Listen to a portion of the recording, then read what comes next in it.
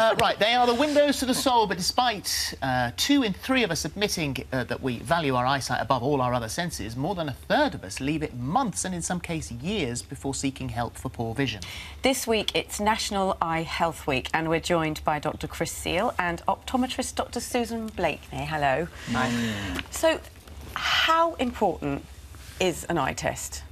Well, you're the optometrist. You explain, yeah. It's very important. I think what people need to realise is it's not only making sure that you can see as clearly and as comfortably as possible, but also checking for eye conditions. And glaucoma is the main one we're worried about, particularly in people who are over 40 or people who are black, so from African Caribbean descent, because glaucoma can actually sneak up on you without you being aware of it, and you can actually save your sight by going for regular sight tests. It's also, and they truly are the windows to your soul, you look into your eyes and you can see other major issues that could be occurring within your body.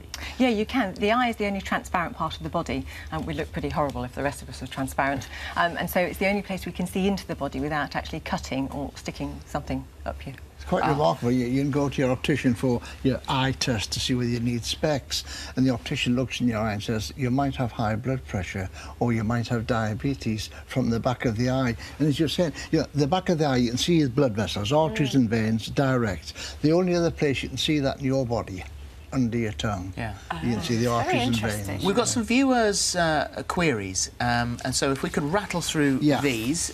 We've got Shuned, who says, I've constant bleeding and green pus coming from my tear duct and swelling for a year. Yeah, yeah.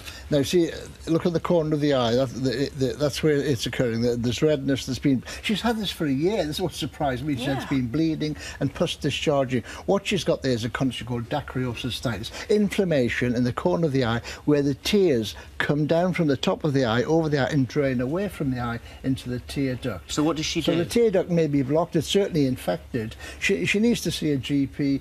Basically, a course of antibiotics may do it, but if the tear duct, which is a tiny hole, you can see it if you look in the mirror, that may be blocked, may just need to be drained a little further, but to have that certainly not for a year. Yeah.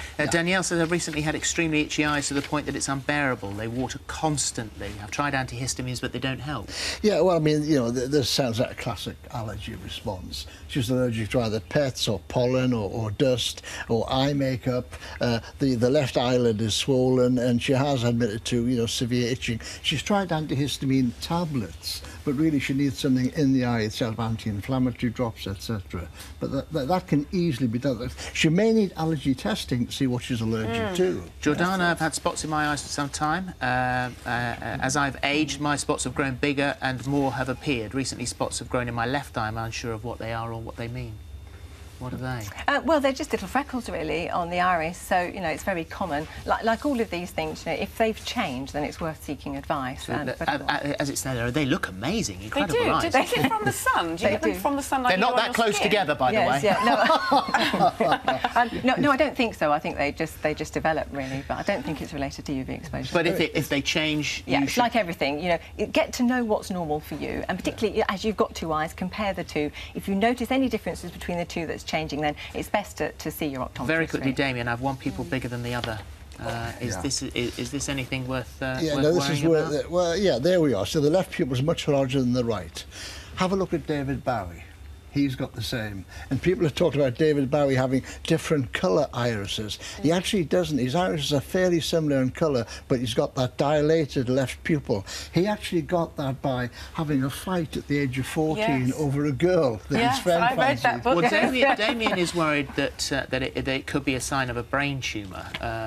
So is that something? Well, I think he's been seen by a specialist, hasn't he? So has had that checked out. But like everything, really, if it changes, then go and see somebody about it and they'll do the necessary tests. It's very common, though, actually, having that, and it's quite normal for most 25% just have no cause at all. I don't think he's got a brain tumour. He would have other symptoms as well. Okay. But nevertheless, get it checked. Absolutely. Well, yesterday we sent 3 people to have an eye test with Dr Susan.